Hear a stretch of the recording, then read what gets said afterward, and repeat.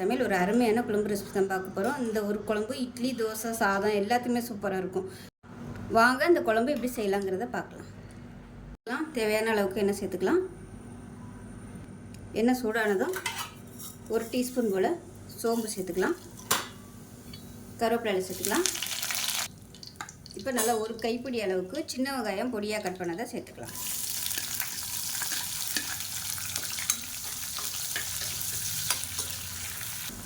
இப்போ பெரிய வெங்காயம் நீளமான நறுக்குனதை சேர்த்துக்கலாம். ரெண்டுமே சேர்க்கும்போது நல்ல ஒரு ஃப்ளேவர் கொடுக்கும். இப்போ இதில் காய்கறிகளை சேர்த்துக்கலாம். கத்திரிக்காய், முருங்கைக்காய், உருளைக்கிழங்கு, ஒரு கேரட் சேர்த்துருக்கேன். உங்களுக்கு எந்த காய் பிடிக்குமோ நீங்கள் அது எல்லாமே சேர்த்துக்கலாம்.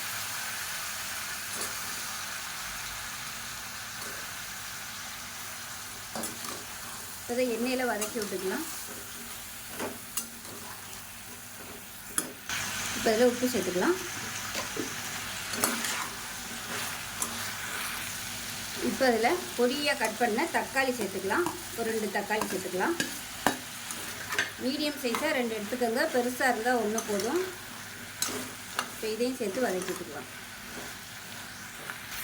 இப்போ இதை மூடி வச்சிடலாம், கொஞ்சம் வேகட்டும். இப்போ காய்கறி ஓரளவுக்கு வதங்கிருச்சு. 1/4 டீஸ்பூன் மஞ்சள்தூள் சேர்த்துக்கலாம்.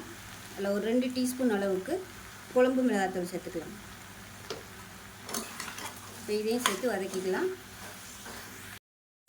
பொடி சேர்த்து நல்லா வதக்கியாச்சு. இப்போ தேவையான அளவுக்கு தண்ணி சேர்த்துக்கலாம். தண்ணி வந்து நல்லா சூடு பண்ணிவிட்டு சேர்த்துக்கோங்க. அப்போ தான் காய்கறிகள் சீக்கிரமாக வேகும். இப்போ கலந்து விட்டுட்டு மூடி வச்சிடலாம். காய்கறிகள் வேகட்டும். இப்போ குழம்பு கொதிச்சுட்டு இருக்கு. இதில் வந்து நல்லா ஒரு 3லேருந்து 4 ஸ்பூன் அளவுக்கு துருவன தேங்காய், 1 டேபிள் ஸ்பூன் சோம்பு, 1/2 டேபிள் ஸ்பூன் சீரகம், இது எல்லாத்தையுமே நல்லா அரைச்சிக்கலாம். குறைன்னு அரைச்சிக்கலாம். இப்போ எப்படி இருக்குன்னு பார்க்கலாம். இப்போ காய்கறிகள் வந்து நல்லா வெந்துருச்சான்னு பார்த்துக்கோங்க. வெந்ததுக்கப்புறமா நம்ம அரைச்சி வச்சுருக்க அந்த தேங்காய் பேஸ்ட்டை சேர்த்துக்கலாம். இப்போ மிக்ஸி அலசிட்டு தண்ணியை சேர்த்துக்கலாம். இந்த குழம்பு ரொம்பவும் கெட்டியாக இருக்கக்கூடாது, ரொம்பவும் தண்ணியாக இருக்கக்கூடாது. இப்போ மீடியமான ஃப்ளேமில் கொதிக்கட்டும்.